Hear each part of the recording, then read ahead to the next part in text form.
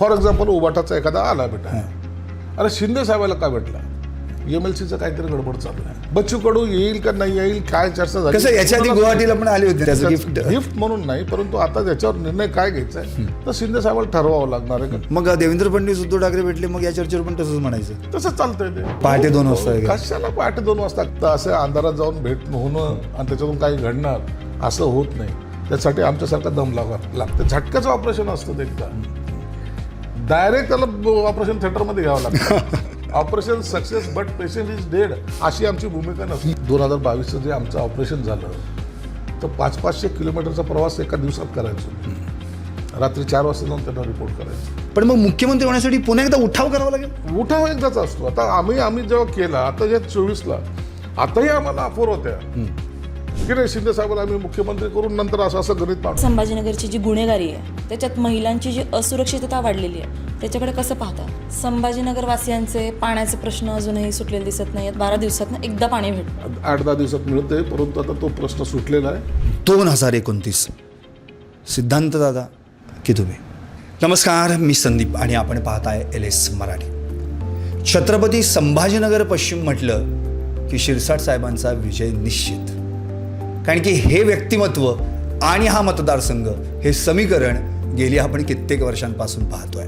2009, 14, 19 आणि आता 24. आणि यंदा तर महापालिकेच्या निमित्तानं घरात डबल गुलाल पडलाय, तो म्हणजे सिद्धांतदादा आणि हर्षदादाईच्या रूपानं. त्यामुळे जरी कुटुंब राजकारणाशी निगडीत असलं तरी देखील यामागं सामाजिक भान जपणारं आहे.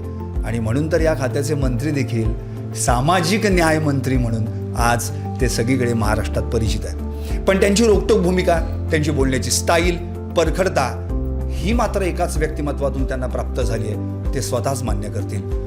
हिंदू हृदय सम्राट शिवसेना प्रमुख बाळासाहेब ठाकरे.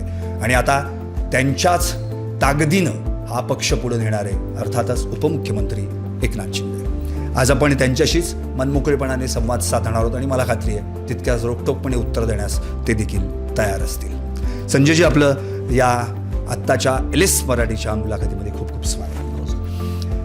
खरं म्हणजे तुम्हाला कुठला पहिल्या प्रश्नाने सुरुवात करायची हा प्रश्न पडतो. त्याचं कारण तुम्ही नेहमी जेव्हा प्रेस घेता तेव्हा रोखठोक आणि बिनधास्तपणे कुठल्याही पत्रकाराने कोणत्याही प्रश्न विचारला त्याचं उत्तर तुमच्याकडे तयार असतं.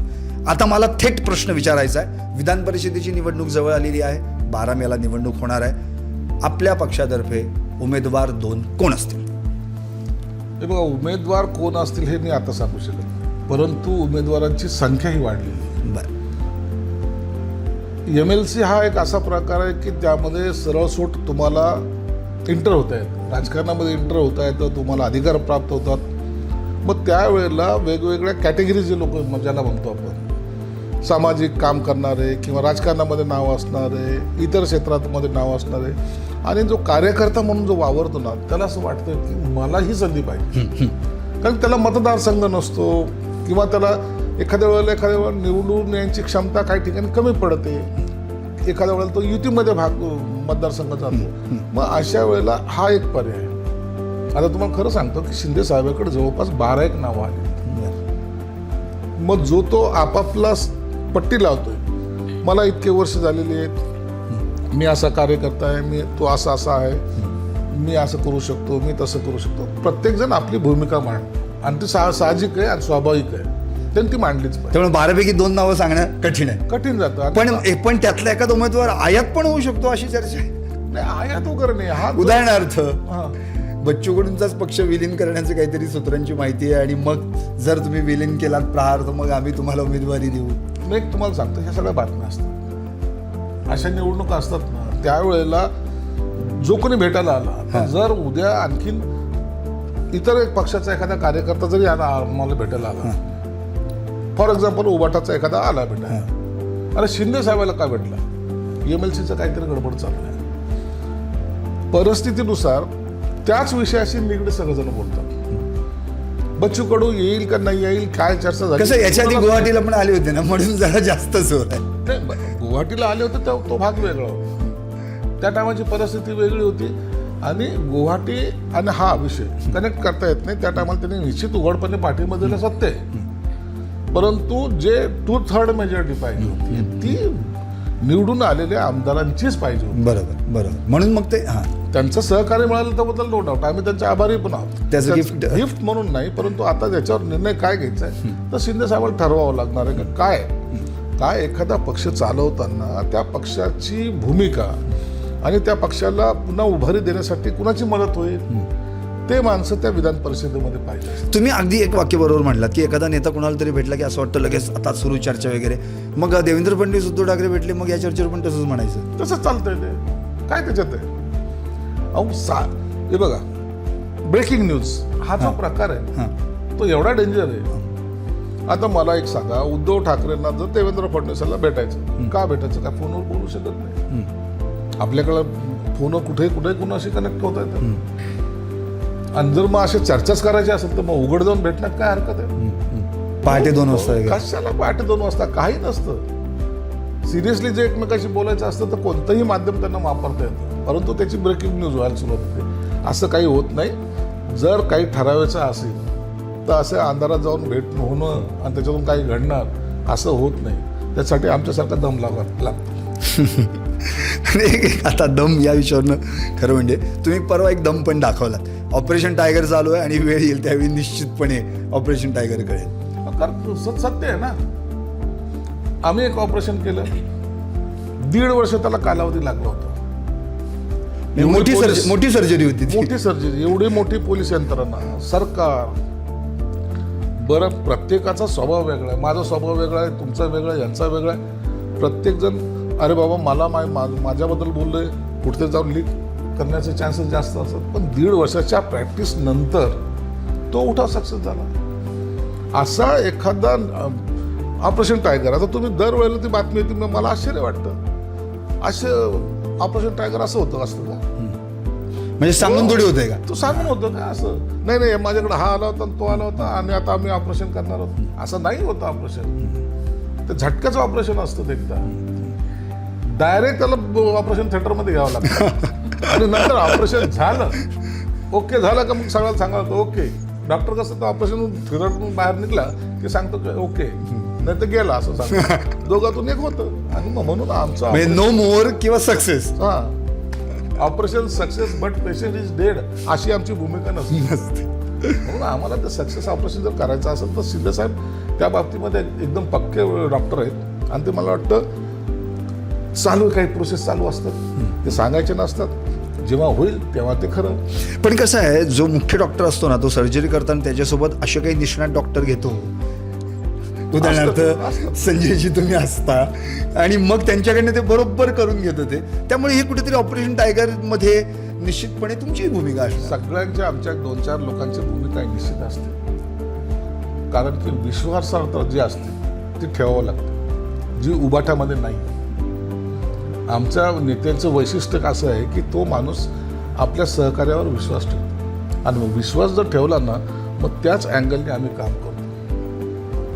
मी तुम्हाला माहिती सांगतो की हे 2022चं जे आमचं ऑपरेशन झालं तर 500-500 किलोमीटरचा प्रवास एका दिवसात करायचो. रात्री 4 वाजता जाऊन त्यांना रिपोर्ट करायचो, 4 वाजता रात्रीचं.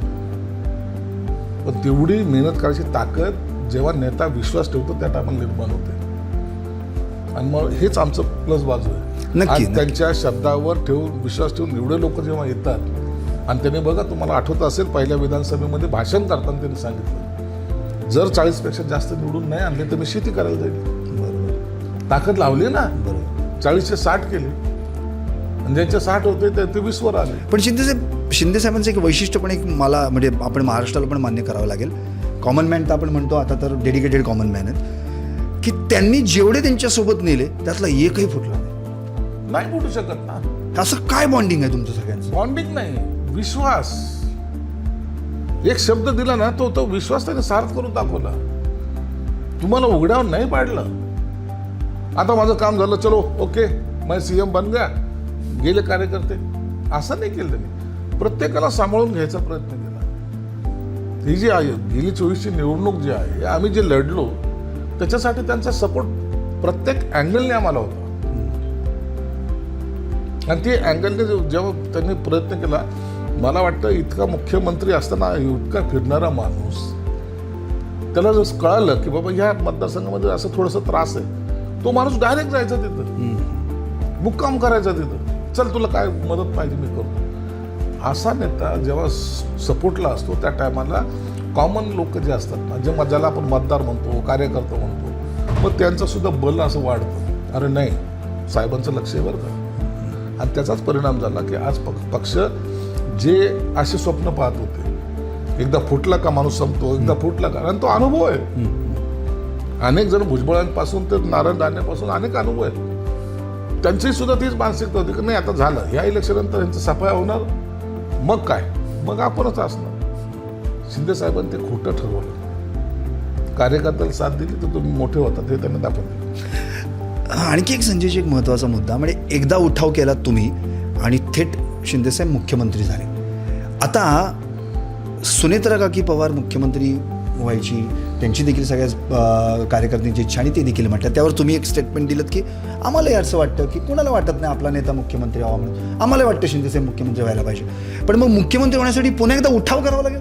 नाही नाही असं नसतं हे. दरवेळेला तुम्ही असं नाही आता असं नाही झालं तर असं करू, असं झालं असं करू, असे चालत नसतं. मी जे काही परवा स्टेटमेंट केलं की सुनेत्रा ताईच्या कार्यकर्त्यांना सांगितलं की भावी मुख्यमंत्री, हो येस, तो त्यांचा अधिकार आहे त्या कार्यकर्त्याचा. मला अधिकार आहे माझा एकनाथ शिंदे साहेब मुख्यमंत्री झाला पाहिजे. याचा अर्थ असा होत नाही की दरवेळेलाच उठाव करावा लागतो. या पॉलिटिकली काही ऍडजस्टमेंट ज्याला म्हणतो ना, त्या पक्षामध्ये अंतर्गत झाल्या पाहिजेत. जसं आम्ही भाजप बरोबर आहे, आम्ही अजितदादांचा राष्ट्रवादी आहे, आमचा पक्ष असेल, ही पॉलिटिकल ऍडजस्टमेंटच्या टायमाला जे काही होईल गणित मांडलं त्याच्यावर ते ठरेल. आता तुम्ही प्रत्येक वेळेला उठाव हा शब्द प्रत्येक ठिकाणी लागू नाही होतो. उठाव एकदाच असतो. आता आम्ही जेव्हा केला आता या 24ला, आताही आम्हाला अफोर होत्या की नाही शिंदे साहेबांना आम्ही मुख्यमंत्री करून नंतर असं गणित मांडू. आम्ही म्हणलं तसं नाही, जे 19ला घडलं ते आम्हाला त्याची पुनरावृत्ती करायची नाही. आम्ही पदासाठी नाही केलेलं हे सगळं. म्हणजे इतर विरोधकांतल्या पक्षांकडून ऑफर होती, त्याच्याकडून सुद्धा आम्हाला काही गोष्टी सांगितल्या जात होत्या, पण त्यांना सांगितलं आम्हाला 19ची पुनरावृत्ती नाही करायची, सत्तेसाठी नाही, आम्ही एका तत्वासाठी बाहेर पडलो होतो. एकनाथ शिंदे साहेब मुख्यमंत्री होतील त्यासाठी चला बाहेर चला असं नव्हतं ते. म्हणून या ऑपरेशन आणि त्या ऑपरेशनमध्ये फरक आहे आणि मग थोडासा संयम हा राखावा लागतो आणि एकनाथ शिंदे साहेब ते राखून आहे. बरोबर. संजयजी, एकतर कोणतीही राजकीय पार्श्वभूमी नसताना सुद्धा या मतदारसंघात इतके वर्ष, आता तर घरटी मतदारसंघ आणि मतदार तुम्हाला ओळखतात. आता तर सिद्धांतदादा आहे, सिद्धांतदादा याच्या आधी होते, हर्षदाताई देखील आता निवडून आलेले आहेत. काय वाटते एकंदरीत आता राजकारण आणि कुटुंब हा आता एक सामाजिक कार्याचा मोठा भाग झाला आहे का तयार? आता काय सांगतायत या संदर्भात? कसं आहे, राजकारणामध्ये काम करताना तुम्हाला एक तर तुमची अटॅचमेंट एवढी जास्त असली पाहिजे की निवडून येताना जे काही बेसिक गोष्टी लागतात, मुळात तुमचा संपर्क असला पाहिजे, तुमची एक इमेज तुम्हाला तयार करता आली पाहिजे. आता तुम्ही बघा, मी 10 वर्ष नगरसेवक, सभागृह नेते देखील सभागृह नेते, ते पण 1 वर्ष झाल्या लगेच झाला तुम्ही. ताबडतोब झालो मी. आता हे सगळं पद होते. नगरसेवक झाला का त्याच्या अंगात येतं, तो नेता समजायला लागतो. मोठा काहीतरी आपण झाल्याचं आव्हानतो, त्याच्यानंतर मी दुसऱ्यांदा नगरसेवक. बरं, माझा वार्ड नव्हता, ज्या ज्या ठिकाणून मी निवडून आलो ना त्या वार्ड माझा नव्हता, माझं वोटिंग नव्हतं तिथे, तरी मी तिथून निवडून आलो. वार्ड वेगळाच, लोक मतदान करायचे का, तर मी ती एक लाईन धरली की आपल्याला काय करायचं. मी 10 वर्ष नगरसेवक असताना कधी ठेकेदारी केली नाही, कधी फाईल घेऊन कोणत्या अधिकाऱ्याच्या टेबलवर मी गेलो. ओके हे तर ओके कर, नसेल तर तू रिजेक्ट कर, चाल. म्हणून कोणाची हिंमत होत नव्हती की माझी फाईल रिजेक्ट करावी, कारण कामच मी मुळात चांगलं सांगायचो. त्याचा परिणाम असा झाला, मला विधानसभा मिळाली. शिवसेना प्रमुखांनी मला विधानसभेचं तिकीट देताना संजय आपला कार्यकर्ता हा एकमेव क्रायटेरिया ठेवला. पैसे नव्हते, काही नव्हते, पण त्याने म्हणा संजय कार्यकर्ता त्याला दिलं पाहिजे. आणि त्यापासून सलग 4 वेळा जेव्हा निवडून येतो त्या टायमाला ग्राउंड लेवलवर तुमचं काम तुम्हाला बोलतं आणि तुम्ही ग्राउंड लेवलवर असले पाहिजे. एकदा आमदार झाला मग तो आकाशच गाठल्यासारखं होतं ना काही लोकांना. बरोबर. ते दुसऱ्यांदा सभागृहात दिसत नाही, 1 टर्म दिसतात, 2 टर्म झालं. आणि लोकांबद्दल जेव्हा तुम्ही सतत निवडून येता ना त्या टायमाला तुमच्याबद्दलचं निगेटिव्हिटी वाढत जात असते. सतत चेहरा, सतत तोच माणूस, सतत तेच निवडणुका. मग तुम्ही त्यात नवीन काय भर घातली दर 5 वर्षामध्ये, जर ती भर घातली असेल तर लोक तुम्हाला निवडून देतात. आणि त्याचाच परिणाम आहे की माझ्या मतदारसंघामध्ये अनेक स्टॉल होल्डर लोक आहेत, अनेक मान्यवर नेते राहतात, अनेक मंत्रिमंडळातले अर्ध्या मंत्रिमंडळाच्या जागा माझ्या ह्याच्यात आहेत, मतदारसंघात आहेत आणि सगळे नेते माझ्याकडेच राहतात. संघाचं हे मराठवाड्याचं केंद्र आहे. सर्व नेते हरिभाऊ बागडेपासून सतीश चव्हाण असतील, अनेक नेते माझ्या इथं राहतात, अतुल सावे सगळे इथंच राहतात, महिला आयोगाचे अध्यक्ष इथं राहते. तरी सर्वजण मिळून सगळ्यांबद्दल आपलं जर त्यांच्याकडे जे गुडविल आहे त्या माध्यमातून मी निवडून येतो आणि सर्वसामान्य माणसाला माहिती आहे संजय भाऊ आपला आहे, म्हणून मला जास्त त्रास होतो. बरोबर, तुम्ही ते मॅडमकडे देणार आहे, कारण की महिलांविषयक प्रश्न एक पालकमंत्री म्हणून या जिल्ह्यातील प्रश्न मॅडम विचारणार आहे. नमस्कार सर. नमस्कार. जसं की सरांनी सांगितलं, आता बरेच पॉलिटिकल तुम्ही किस्से डिस्कस केले किंवा पॉलिटिकल गोष्टींवर तुम्ही चर्चा केली, तर त्याच प्रकारे आता तुम्ही पालकमंत्री, संभाजीनगरचे पालकमंत्री म्हणून वाढती संभाजीनगरची जी गुन्हेगारी आहे, त्याच्यात महिलांची जी असुरक्षितता वाढलेली आहे, त्याच्याकडे कसं पाहता? हे शहर जेव्हा झपाट्याने वाढते त्याच पद्धतीने या ठिकाणी काही सगळ्यात महत्त्वाचं म्हणजे ड्रग्सचं प्रमाण वाढलं होतं. गुन्हा कधी होतो? ज्या टायमाला माणूस नशेत असतो त्या टायमाला गुन्हा करतो, त्याला त्याची कल्पना सुद्धा नसते. मी पहिला प्रयत्न हाच केला, कमिशनरला सांगितलं की चेन्स ओढणे, एखाद्या महिलेवर अत्याचार करणे, हे करणारे कोण? तर तुम्ही जर आता पाहिलं असेल तर याच्यामध्ये सगळे ड्रग बटनवाले कसेवाले जे आहेत ना, त्यांचा सर्वात जास्त सहभाग आहे. आयुक्तांना सांगितलं की तुम्ही त्यांना पकडायचं, मुद्देमाल पकडायचा आणि त्यांची धिंडही काढायची आणि मारायचं. लोकांमध्ये मेसेज हा जाऊ द्या की असं काही केलं तर त्याचा धाक निर्माण होतो. आता हे कायद्यात पाहिलं तर योग्य आहे का? नाही. एखाद्या आरोपीला रस्त्याने त्याची धिंड काढणे योग्य आहे का? नाही. कायदा नाही म्हणतो त्याला त्याची धिंड काढणं किंवा असं करणं नाही आहे कायद्यामध्ये. पण जर काढलं ना तर इतरांवर जर बसते. माझ्या या शहरामध्ये आता देशभरातले लोक राहायला यायला, औद्योगिक वाढ होत चालली. मग अशा वेळेला पोलिसांचं आणि नागरिकांचं एक समन्वय असलं पाहिजे. आता आमच्या इथे जवळ तुम्ही पाहिलं तर आता CCTV फुटेजच्या सर्व यंत्रणा आम्ही आता कार्यान्वित केलेल्या आहेत. सगळीकडे CCTV फुटेज तुम्हाला पाहायला मिळेल, कॅमेरे लावलेले. महिला सुरक्षित असला तर शहरामध्ये आणखीन येणारी इन्व्हेस्टमेंट आहे ही वाढते. ज्या ठिकाणी महिलावर अत्याचार किंवा असा जर प्रकार घडला त्या शहरात लोक जायला घाबरतात. आमच्या मराठवाड्यामध्ये असा काही भाग आहे ज्या ठिकाणी लोक मुली देत नाहीत आणि मुली करतही नाहीत, म्हणजे लग्नाचं बोलतो का, गुन्हेगारी प्रवृत्ती आहे. मग अशा जर तुम्ही एखाद्या वेळेला बदनाम जर झाला तर मग त्या शहराचं काही भलं होत नाही. म्हणून आमचा सगळ्यात मोठा फोकस हे असतो महिलांना संरक्षण. त्याच्यासाठी वेगवेगळे आम्ही विंग तयार केलेले आहेत, त्या कार्यरत असतात. मला वाटतं या शहरामध्ये महिला ह्या आजही सुरक्षित आहेत. संभाजीनगर वासियांचे पाण्याचे प्रश्न अजूनही सुटलेले दिसत नाही आहेत. 12 दिवसांनी त्यांना 12 दिवसातनं एकदा पाणी भेटते. नाही आता ते 8-10 दिवसात मिळतंय, परंतु आता तो प्रश्न सुटलेला आहे. हे बघा, ही इतका मोठं महत्वाकांक्षी स्कीम होती. पहिल्यांदा असं झालं असेल देशभरामध्ये की ज्याला हायकोर्टाचा जज मॉनिटरिंग करत होते, त्यांना दर 15 दिवसाला अहवाल सादर करावा लागायचा. एखाद्या वेळेला एखादा अधिकारी असतो तर तो केलं साहेब, झालं साहेब असं करतो, कुठे आपल्या आपल्या लेवलला. पण हे हायकोर्टामध्ये दरवेळेला सुनावणी टाईप तिथे घेतली जाते. काय केलं 15 दिवसामध्ये, काय केलं 20 दिवसामध्ये, आणि आमचाही पाठपुरावा होता. एक लक्षात घ्या, पाणी हे शहराला पाहिजेच ना.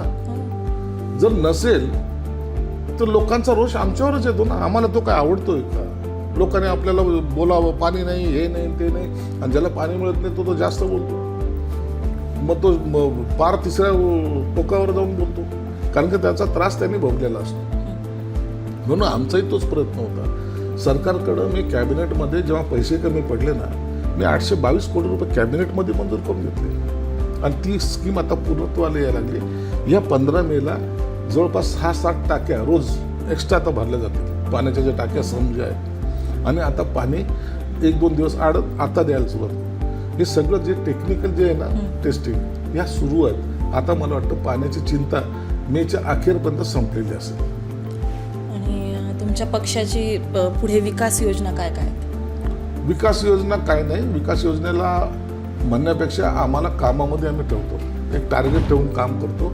कोणतंही काम करताना ते सर्वसामान्याच्या हिताचं कोणतं आहे त्याला आम्ही प्रायोरिटी देतो. समजा फॉर एक्झाम्पल माझा विभाग आहे, माझ्याकडे जबाबदारी सामाजिक न्याय विभागाची. काय केलं पाहिजे, कायमस्वरूपी काम काय आहे, कायमस्वरूपी काम काय. तर मी आता 1200 कोटी रुपयाचे हॉस्टेल निर्माण केले, आता त्याचे सगळे भूमिपूजन सुरू होते.